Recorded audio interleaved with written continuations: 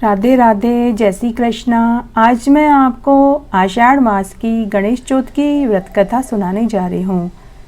अगर आप हर महीने की चौथ का व्रत करते हैं तो आपको व्रत के साथ में कथा भी सुननी चाहिए। इससे व्रत के साथ कथा सुनने का पुण्य फल मिलता है। कथा सुनने से पहले हमें बोलना चाहिए, सोना की चौकी मोतियों का हार, गणेश भगवान मेरे जीव का आधार। आइए अब हम आषाढ़ मास की महीने की व्रत कथा सुनते हैं। बहुत समय पहले की बात है।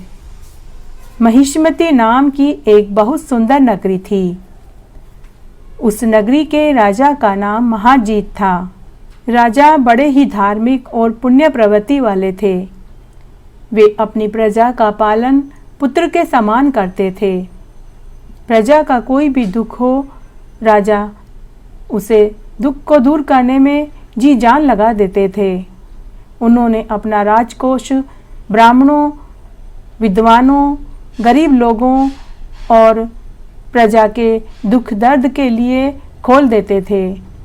कोई भी पड़ोसी राजा उस राजा के राज्य पर आक्रमण करने की हिम्मत तक नहीं करता था, क्योंकि राजा के साथ पूरी प्रजा थी। राजा के सभी द्वारपाल, सभी मंत्री, सभी राजा के ऊपर जान छिड़कते थे। राजा का जीवन बहुत ही सुख शांति से चल रहा था। पूरा सुख और वैभव था, परंतु राजा को एक दुख था कि उन्हें कोई संतान नहीं थी। राजा को पुत्र की बड़ी लालसा थी। जो भी पंडित, विद्वान, जो भी राजा से पुत्र प्राप्ति का कोई उपाय बताते, राजा उसे श्रद्धा और लगन के साथ पूरा करते थे। राजा ने पुत्र के लिए अनेक यज्ञ किए, अनेक हवन आदि करवाए। पुत्र प्राप्ति के लिए राजा ने अनेक प्रकार के दान करे। राज्य में उन्होंने कुएं, तालाब, बावड़ी, धर्मशाला और अस्पताल खुलवाए। गरीब लोगों की कन्याओं का राजा ने विवाह करवाया, परंतु फिर भी राजा को कोई संतान प्राप्त नहीं हुई। राजा को हमेशा एक ही दुख सताता था कि वो मरने के बाद उनकी अर्थी को कंधा कौन देगा, उनके मरने के बाद कौन उनको तिलांजलि देगा और उनके पितरों का वो ऋण किस प्रकार चुका पाएंगे। इस प्रकार राजा दिन पर दिन उदास रहने लगे। राजा के उदासी का उस प्रजा को और मंत्रियों को और द्वारपालों को ज्ञान था। सभी मंत्री, द्वारपाल और पूरी प्रजा ने राजा के पुत्र के होने के लिए कई उपाय ढूंढे। प्रजा भी अपने राजा को दुखी देखकर उदास रहती थी। सभी मंत्री और द्वारपाल भी राजा के लिए बहुत उदास रहते थे। उन्होंने जगह जगह जाकर राजा के लिए पुत्र प्राप्ति के किस प्रकार हो, उसके लिए क्या करें, सभी जाकर पूछते थे। पुत्र प्राप्ति के लिए राजा ने अनेक धार्मिक अनुष्ठान करवाए। इस तरह करते करते राजा की पूरी उम्र निकल गई। राजा वृद्ध हो गए, परंतु उन्हें पुत्र उत्पन्न नहीं हुआ। इसी दुख में राजा का बहुत समय व्यतीत हो गया। पुत्र प्राप्ति के लिए राजा ने बहुत दान यज्ञ भी किए, फिर भी उन्हें पुत्र नहीं हुआ। एक दिन राजा ने अपने महल में ब्राह्मणों, प्रियजनों, विद्वानों और पूरी प्रजा के सामने अपना दुख सुनाया। राजा ने कहा, ब्राह्मणों और मेरे प्रियजनों और मेरी प्रिय जनता, मैंने आप लोगों के लिए अपना सब कुछ न्यौछावर कर दिया। मैंने अपने जीवन में कोई ऐसा पाप नहीं किया जिससे कि पुत्र न हो। मैंने अपने जीवन में कभी कोई पाप कर्म नहीं किया, फिर भी मैं पता नहीं किस पाप की सजा भुगत रहा हूँ।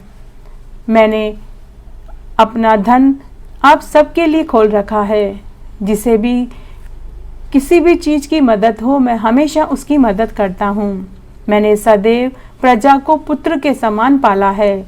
धर्माचरण में मैंने कभी कोई कमी नहीं रखी। मैंने चोरों, डाकुओं और अत्याचार करने वालों को दंड भी दिया है। मैंने ब्राह्मणों को गौ दान किया है। कुंवारी कन्याओं के मैंने विवाह करवाए हैं, फिर भी पता नहीं मुझे पुत्र क्यों नहीं हो रहा।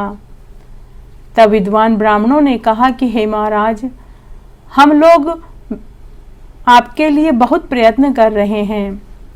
हम भी चाहते हैं कि आपके वंश की वृद्धि हो और आपका पितृ ऋण चुक सके।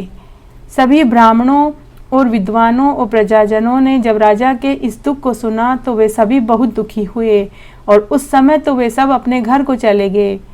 फिर एक दिन सभी ब्राह्मण, विद्वान और प्रजा के श्रेष्ठ लोग एक जगह एकत्रित हुए और उन्होंने निश्चय किया कि हम राजा के इस दुख का कारण पता करेंगे। तब वे सभी भ्रमण के लिए निकल पड़े। भ्रमण करते करते वे सभी एक वन में पहुँचे। उस वन में लोमेश ऋषि का आश्रम था। सभी ब्राह्मण, विद्वान और प्रजाजन लोमेश ऋषि के आश्रम में पहुँचे और सभी ने लोमेश ऋषि को प्रणाम किया। लोमेश ऋषि ने उनसे उनके आने का कारण पूछा। लोमेश ऋषि त्रिकालदर्शी थे। उन्होंने उन सबको आते हुए जब देखा तभी उन्होंने अपने तपोबल से पता लगा लिया कि वो किस मकसद से उनके पास आए हैं। जब सब लोग लोमेश ऋषि के पास बैठे थे तब राजा महाजीत के एक विद्वान मंत्री ने लोमेश ऋषि से अपने आने का कारण बताया। तब लोमेश ऋषि ने कहा कि हे सज्जनों, आप लोग यहाँ जिस अभिप्राय से आए हैं, मुझे आपका अभिप्राय पहले ही पता चल गया था। मैं आपके सभी दुखों का निवारण बताऊंगा। राजा के एक मंत्री ने कहा कि हे मुनिवर, हम महिष्मती नगरी के निवासी हैं। हमारे राजा का नाम महाजीत है। हमारे राजा बड़े ही धर्मात्मा, रक्षक, दानवीर, शूरवीर, मधुरभाषी हैं। हमेशा गरीबों की वो मदद करते हैं। पूरी प्रजा के दुख को वो अपना दुख समझते हैं। परंतु पता नहीं हमारे राजा को किस पाप का दंड भुगतना पड़ रहा है कि उन्हें संतान की प्राप्ति नहीं हुई है। हमारे राजा बड़े ही उदास रहते हैं। हे मुनिवर, अतः हे महर्षि, आप कोई ऐसा उपाय बताइए जिससे कि हमारे राजा को संतान की प्राप्ति हो, क्योंकि ऐसे गुणवान राजा को अगर कोई पुत्र न हुआ तो यह बड़े दुर्भाग्य की बात है। हमारे राजा पुत्र ऋण से कैसे मुक्त हो पाएंगे, इसलिए आप हमें कोई उपाय बताइए। हे मुनिवर, किस व्रत, किस दान और पूजन और कैसा अनुष्ठान करें जिससे कि हमारे राजा को पुत्र प्राप्त हो? कृपा करके आप हमें सही मार्ग दिखलाइए। तब लोमेश ऋषि बोले, हे सज्जनों, आप लोग ध्यान पूर्वक सुनिए। मैं एक संकट नाशन व्रत को बतलाता हूँ। इस व्रत को करने से निसंतान को संतान की प्राप्ति होती है, निर्धनों को धन मिलता है, बुढ़ों को मोक्ष की प्राप्ति होती है। आषाढ़ मास के कृष्ण पक्ष की गणेश चौथ को एक दंत गजानन नामक गणेश की पूजा करें। अगर राजा अपनी पत्नी सहित इस व्रत को करेंगे तो उन्हें अवश्य संतान की प्राप्ति होगी। व्रत करने के पश्चात ब्राह्मण को गौ दान और वस्त्र दान, अन्न दान करें और श्रद्धापूर्वक दक्षिणा जरूर देवें। गणेश जी की कृपा से उन्हें अवश्य पुत्र की प्राप्ति होगी। महर्षि लोमेश की यह बात सुनकर सभी लोगों ने महर्षि को प्रणाम किया और सभी लोग वापस अपने नगर को लौट आए। नगर में आने के पश्चात सभी लोग राजा के पास गए और पूरी बात बताई। प्रजाजनों की बात सुनकर राजा बहुत प्रसन्न हुए और उन्होंने श्रद्धापूर्वक अपनी पत्नी सहित आषाढ़ मास के कृष्ण चौथ का व्रत किया। व्रत करने के पश्चात ब्राह्मणों को भोजन, वस्त्र और गौ दान दिया।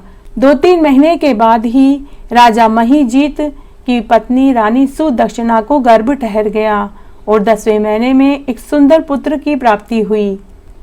आषाढ़ मास की गणेश चौथ के व्रत का ऐसा प्रभाव हुआ कि राजा को एक सुंदर पुत्र प्राप्त हुआ।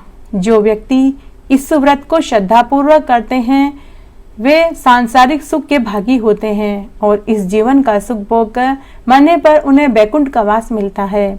इस प्रकार आज मैंने आपको आषाढ़ मास की गणेश चौथ की व्रत कथा सुनाई। आशा करती हूँ आपको ये कथा जरूर पसंद आएगी।